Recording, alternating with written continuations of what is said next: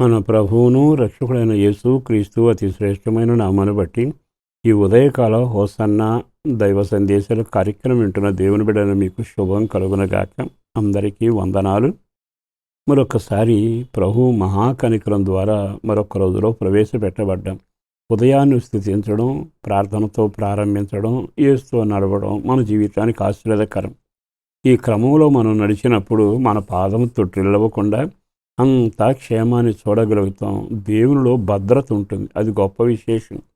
దేవుడు కానీ చేయి చాపి మనం నడిపిస్తే ఆదరణ ఉంటుంది, అది మన కుటుంబాలకు అవసరం.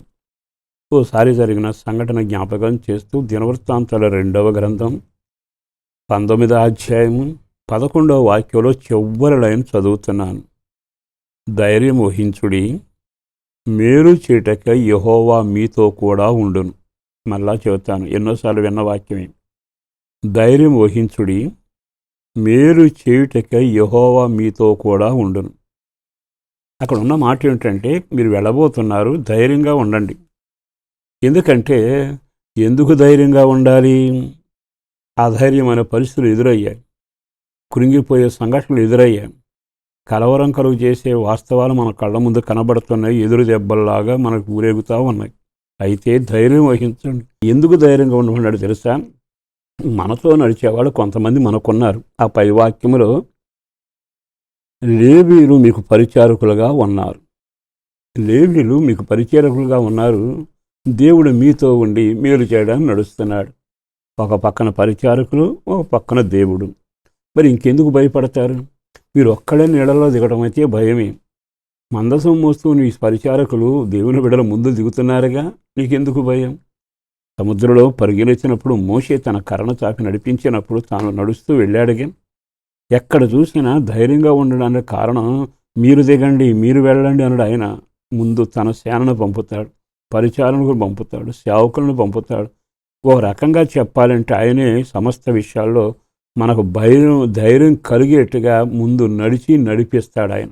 రెండవది, పరిచారకులేమో ముందెడుతున్నారు, వెనకేమో మేలు చేయటకు యెహోవా మీతో కూడా ఉన్నాడు.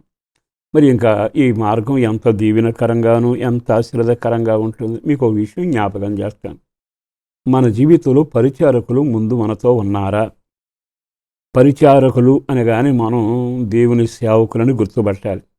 ఆ పరిచారకుల యొక్క అడుగుజాడల్లో, వాళ్ళ బోధలలో, వాళ్ళ ఉపదేశంలో మనం పెంచబడాలి. దేవుడు మనకు పరిచారకుల్ని, సేవకులని ఇచ్చాడు, ఉపదేశ క్రమము నేర్పాడు. దాన్ని మనం ముందు పెట్టుకుని నడుస్తూ ఉంటే కృంగిపోక్కల్లా, ఆధార్యపడక్కల్లా.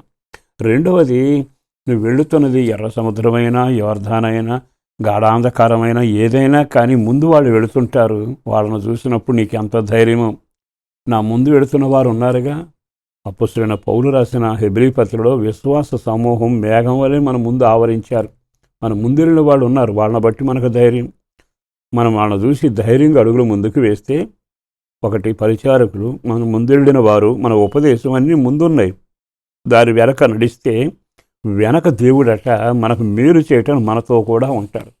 అంటే కీడు, నష్టం, ఇరుకు, ఇబ్బంది, కలవరం, జరగకూడని సంఘటనలు, వేదన అవి జరగకుండా ఆయన మనతో కూడా ఉండి నడిపించబోతున్నాడు. వెనక ముందు దేవునికి కాపుదల ఉందిగా.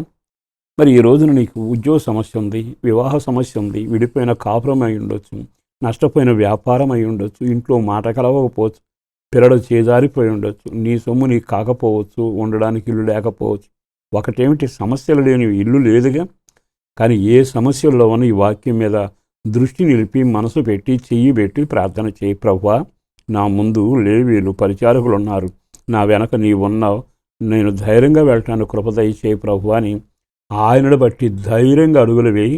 ఒక అద్భుతమైన చరిత్ర మీ జీవితంలో జరగబోతుంది. చాలాసార్లు ఈ వాక్యం విన్నాం, కానీ మేలు చేసే దేవుడికి నువ్వు సమీపంగా ఉండాలిగా. నీ ముందు పరిచారకులు లేకపోతే నీ జీవితం ఆందోళనే. మరి వెనక నా దేవుడు ఉంటాడు, రెండు కలిసే ఉండాలిగా. కనుక సన్నిధిలో నాటబడాలి, ఉపదేశంలో పెంచబడాలి, దేవుని కనుదృష్టి నీ మీద ఉండాలి. ఎప్పుడైతే ఈ యొక్క విధానంలో నీవు నడుస్తావో నీ ఇంట్లో గొప్ప కార్యాలను, సమాధాన క్రియలను, అద్భుతమైన పరిచయలను అన్నీ దీవెనకరంగా జరుగుతాయి. అట్టి కృప నా దేవుని వలన మీకు కలుగునగాక. పరిశుద్ధులను ప్రేమోమడే నా ప్రభు వందనాలయ. అపారమైన నీ ప్రేమను బట్టి ధన్యవాదాలు. చేసిన మేలు కొరకు వందనాలు, చేయబోతున్న కార్యాల కొరకు వందనాలు. అడిగిన దానికంటే, ఊహించిన దానికంటే గొప్ప కార్యాలు చేసి మీరు మహిమ పొందాలని కుటుంబాలుగా దీవించండి. పిల్లల క్షేమం, పెద్దల ఆరోగ్యం, కష్టార్జితం, దీవెన, ప్రార్థన, సహవాసం, పరిశుద్ధాత్మ నింపుదల, అన్నిటికంటే వాక్యానుసారంగా ఎదగడం, రక్షణ భాగ్యంతో వర్ధిల్లాలయ్యా. వాళ్ళ సమస్యలను పరిష్కరించండి. సమాధానం, నెమ్మది కలుగు చేయండి.